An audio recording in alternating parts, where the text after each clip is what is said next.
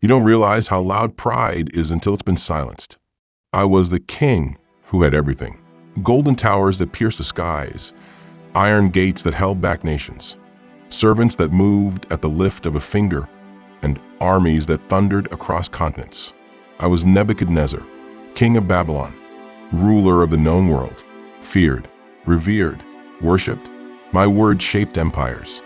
My voice could raise cities or bury them in dust. My pride, oh my pride, it stood taller than the hanging gardens I built to kiss the heavens. I walked through marble halls as though I owned the sky, and yet I forgot the one who made it. It all began with a dream. I saw a tree, towering in the center of the earth. Its height reached the heavens. Its beauty was beyond words. Birds nested in its branches. Beasts found shade beneath its leaves. The whole world was fed from its fruit. And then a voice from heaven, clear as lightning and deep as thunder, declared, "Cut down the tree and trim off its branches. Let the animals flee from under it and the birds from its branches." Daniel 4 verse 14.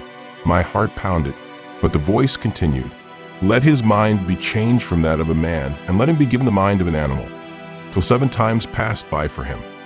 Daniel 4 verse 16. I awoke drenched in sweat. This dream wasn't like the others. It clung to me like a shadow at noon. I summoned Daniel, my chief of magicians, a man I trusted, though he worshipped the God of the Hebrews. Even he was shaken. "My lord," he said, "this dream be for those who hate you. But it is you, O king. You are the tree." Daniel 4 verse 22. You will be driven away from people and will live with the wild animals. You will eat grass like the ox and be drenched with the dew of heaven. 7 times will pass by for you, until you acknowledge that the Most High rules over the kingdoms of men. Daniel 4 verse 25. A chill ran through me, but I was a king. I had faced enemies before. I had seen omens come and go, so I dismissed it. A year passed, 12 months of glory, of banquets, of expansion. I built new temples, commissioned great works. Babylon glittered beneath my rule. And then one morning, I stood on the roof of my royal palace, looking out over my empire. The golden city shone beneath the sun.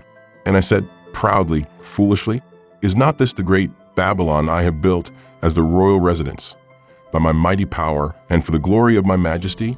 Daniel 4 verse 30. Before the last word left my lips, heaven answered, "King Nebuchadnezzar, to you it is declared, the kingdom has departed from you." Daniel 4 verse 31. The earth spun, my knees buckled, the sky wept, and I fell. I don't remember the moment I became less than a man, only the madness that followed. My mind shattered, my word vanished. My hands, once wrapped around a golden scepter, clawed through dirt for roots. My royal robes tore upon thorns and rock. My hair grew long like eagle feathers. My nails curled like talons. Daniel 4 verse 33. I wandered the wilderness, a king no more, a man no more, only a beast lost. Time passed like fog, unmeasured and heavy. 7 years, 7 years of silence, dew cold and shame. No court, no voice, no crown, only wind, beasts, and the whisper of a forgotten name. At first I resisted. I screamed. I tried to command the earth to yield. I stacked twigs into thrones. I ordered clouds to obey. But the animals were wiser than I. They listened. They knelt. They knew who ruled the world. And in that silence, I began to remember. I remembered the stars, so many, placed by a hand I could not control. I saw the sun rise without my decree. I saw the rain fall on the just and the unjust, and I realized I was neither. I was broken. I was a man who had called himself a god, a man who had carved his name into walls and demanded the worship of mortals. I had forgotten that the Most High rules, not me. All the peoples of the earth are regarded as nothing. He does as he pleases with the powers of heaven and the peoples of the earth. Daniel 4, verse 35. And one morning, as the dew rested on the blades of grass, I lifted my eyes to heaven, not in defiance, but in surrender, and my mind returned. Daniel 4, verse 34.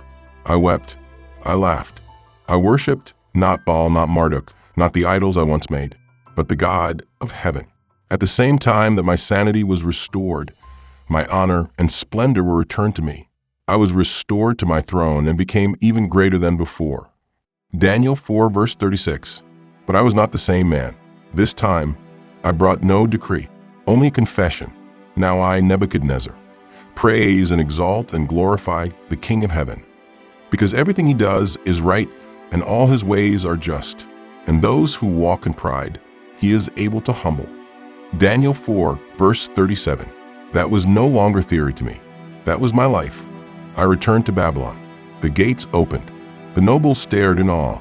I was gone, weathered, silent. But there was fire in my eyes, holy fire. One of them whispered, "The king has returned." I said, "No, a servant has returned." I walked through the gardens, not as a god, but as a man. The poor I had ignored, I now served. The prisoners I had forgotten, I set free. I told my scribes to write down every word, every failure. They asked, "Why, my king?" I said, "If my fall can keep another from pride, then let it be told forever." And so we wrote it, not for my glory, but his, the God who broke me gently and rebuilt me completely.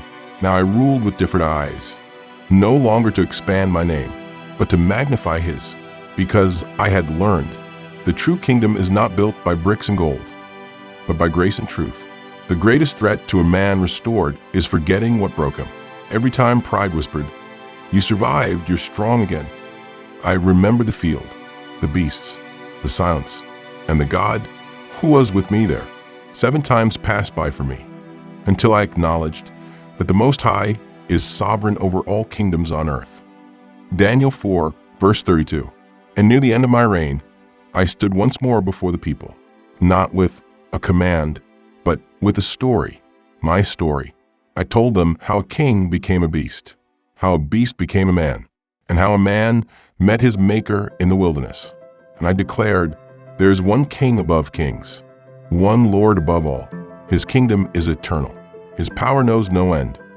Daniel 4 verses 34 to 35 paraphrased.